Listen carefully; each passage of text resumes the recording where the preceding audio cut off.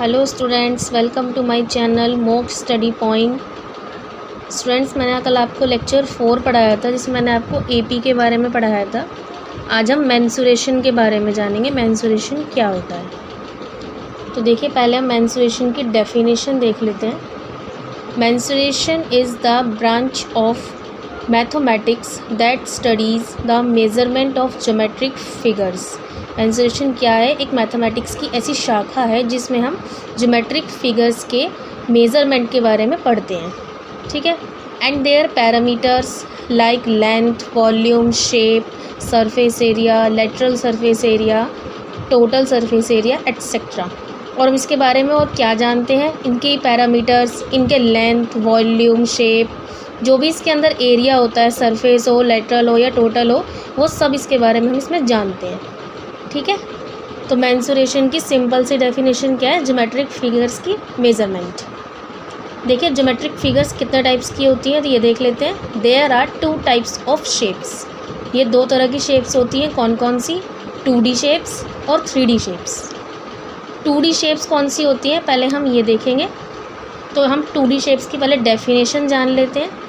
These shapes have no depth. इन shapes की क्या होती है? कोई गहराई नहीं होती। If a shape surrounded by 3 or more straight lines a plane. आपको पढ़ने से ही समझ आ गया होगा कि इसमें क्या होती है। 3 और मोर बिल्कुल स्ट्रेट प्लेन सरफेस पे लाइन होती है। Then it is a 2D shape. तो ये क्या होती है? 2D शेप, मतलब जिसकी कोई मोटाई ना हो, ठीक है। These shapes have only 2 dimensions says length and breadth. इसकी क्या होती है? ओनली 2 ही डायमेंशन होती हैं, लेंथ होती है और ब्रेड्थ होती है। तो वो 2D शेप्स होती हैं। जैसे कि मैंने आपको अभी नीचे दिखाई हुई है शेप्स। देखिए यहाँ पर मैंने बहुत सारी शेप्स मेंशन करी है और उनके फॉर्मूले भी हैं। तो हम शेप्स के बारे में भी जानेंगे और उनके फॉर्मूले भी देखेंगे। तो देखिए सबसे पहले है स्क्वायर। स्क्वायर की यहाँ पर मैंने शेप बनाई हुई है। इसकी 2 लेंथ है और 2 ब्रेड्थ है, ठीक है स्टूडेंट्स। तो 2 लेंथ और 2 ब्रेड्थ स्क्वायर में क्या होती है? सेम होती हैं बिल्कुल। तो इसका एरिया क्या बनेगा? ए स्क्वायर। और इसका पैरामीटर होता है 4a। ए हम इसमें क्या मेंशन करते हैं? इसकी साइड, ओके। नेक्स्ट है आपका रेक्टेंगल। रेक्टेंगल में भी 2 लेंथ एंड 2 ब्रेड्थ, लेकिन इसमें लेंथ और ब्रेड्थ डिफरेंट होती है। तो हम लेंथ को L डिनोट करते हैं और ब्रेड्थ को B। तो एरिया क्या बनता है इसका? L into B। और इसका पैरामीटर क्या बनता है?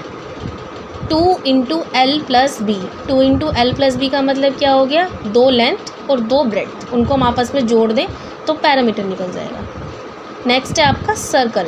सर्कल भी बिल्कुल सिंपल है ये, क्योंकि इसकी कोई मोटाई नहीं है। तो सर्कल का एरिया होता है पाई आर स्क्वायर और सर्कल का पैरामीटर होता है 2 पाई आर, ठीक है स्टूडेंट्स। आगे है scale and triangle. Scale and triangle का मतलब होता है जिसके तीनों में से कोई सी भी साइड इक्वल नहीं होती। ये देखिए मैंने आपको हीरोन्स फॉर्मूले में भी बताया था। हीरोन्स फॉर्मूले का लेक्चर आपने अगर नहीं देखा है तो उसका लिंक मैंने आपको डिस्क्रिप्शन बॉक्स में दिया है। स्केल एंड ट्राइंगल के लिए हम ये वाला फॉर्मूला यूज़ करते हैं जो हमने हीरोन्स फॉर्मूले में यूज़ करा था। तो सेम वही formula, S minus A, S minus B, S minus C under root में। और एस हम कैसे निकालते हैं? A plus B plus C upon में 2, ठीक है स्टूडेंट्स। अगर इसका पैरामीटर निकालना हो तो साइड ए प्लस बी प्लस सी, तीनों साइड्स को हम प्लस कर देंगे तो उसका पैरामीटर निकल जाता है। नेक्स्ट है आपका आइसोस्केलस ट्राइंगल। आइसोस्केलस ट्राइंगल में देखिए 2 साइड इक्वल और नीचे का बेस जो होता है वो डिफरेंट होता है। तो देखिए इसका एरिया क्या बनता है? 1/2 बी इंटू एच। बी इसके अंदर क्या मेंशन करते हैं? बेस, और एच इसकी हाइट होती है, ठीक है। और इसका पैरामीटर होता है 2a प्लस बी, यानी कि जो आपकी 2 ए साइड हैं वो बिल्कुल इक्वल 2a प्लस बी जो आपका बेस है। नेक्स्ट है आपका इक्विलेटरल ट्राइंगल। इक्विलेटरल ट्राइंगल में तीनों साइड्स इक्वल होती हैं। तो इसका फॉर्मूला बनता है एरिया का √3/4 इंटू ए स्क्वायर, ठीक है स्टूडेंट्स। इसका पैरामीटर क्या होगा? 3a, यानी कि तीनों साइड्स को हम अगर प्लस कर दें तो 3a। नेक्स्ट है आपका right angle triangle. Right angle triangle के लिए फॉर्मूला क्या होगा? Half into base into height. जो आपका सेम अभी ये वाला ट्राइंगल पढ़ा था हमने आइसोस्केलस, वही होता है। और इसका पैरामीटर क्या होता है? Base into height into hypotenuse, यानी कि तीनों साइड्स को अगर आप प्लस कर दें। हाइपोटेन्यूज सबसे बड़ी साइड होती है ये वाली। Rhombus, rhombus half into D1 into D2 और इसका पैरामीटर होगा 4 इंटू साइड, ठीक है स्टूडेंट। नेक्स्ट है पैरेललोग्राम। पैरेललोग्राम का एरिया आपका b इंटू एच बनता है, यानी कि बेस इंटू हाइट, और इसका पैरामीटर होता है 2 इंटू एल प्लस बी। ठीक। नेक्स्ट है ट्रेपीजियम। ट्रेपीजियम का आपका एरिया होता है हाफ इंटू हाइट और a प्लस सी। हाइट इसके अंदर आपको ये वाली होती है मेंशन, और a आपका ये वाला एक साइड और c आपका ये वाला दूसरी साइड। ठीक है। और parameter a plus B plus C plus D. ठीक। आगे देखते हैं हम 3D शेप्स क्या होती हैं। तो पहले हम 3D शेप्स की डेफिनेशन जान लेते हैं। If a shape is surrounded by a number और सरफेस और अ प्लेन्स, यानी कि इस शेप में क्या होगा, नंबर ऑफ सरफेसेस और नंबर ऑफ प्लेन्स को देखा जाता है, जो 3D शेप्स कहलाती हैं। जैसे कि these are also called solid shape. Solid आपने देखा है, सॉलिड शेप क्या होती है, उसके ऊपर का सरफेस, उसके साइड का सरफेस और उसके नीचे का सब सरफेसेस को हम प्लस कर देते हैं तो एक सॉलिड शेप बन जाती है। यानी कि जो प्लेन हमारी शेप होती है, अगर उनको हम मर्ज कर कर एक शेप बनाए तो वो सॉलिड शेप बनती है।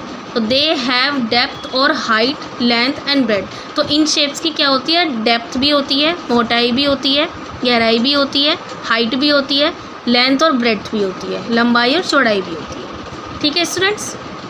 तो इसकी सिंपल सी भाषा हम ये समझेंगे, जिन शेप्स की लंबाई, चौड़ाई, मोटाई, हाइट सब कुछ दे रखा हो तो 3D शेप्स होती है। ठीक है स्टूडेंट्स।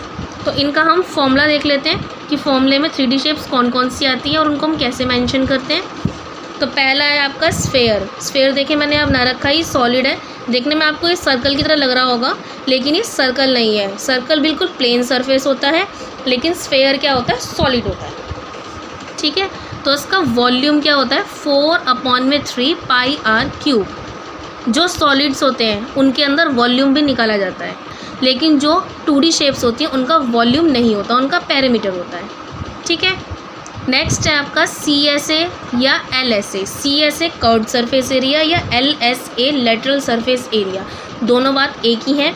तो इसका लेटरल सरफेस एरिया या कर्व्ड सरफेस एरिया क्या होगा, 4 पाई आर स्क्वायर, और इसका टोटल सरफेस एरिया होगा 4 पाई आर स्क्वायर, दोनों सेम होता है। नेक्स्ट है क्यूब।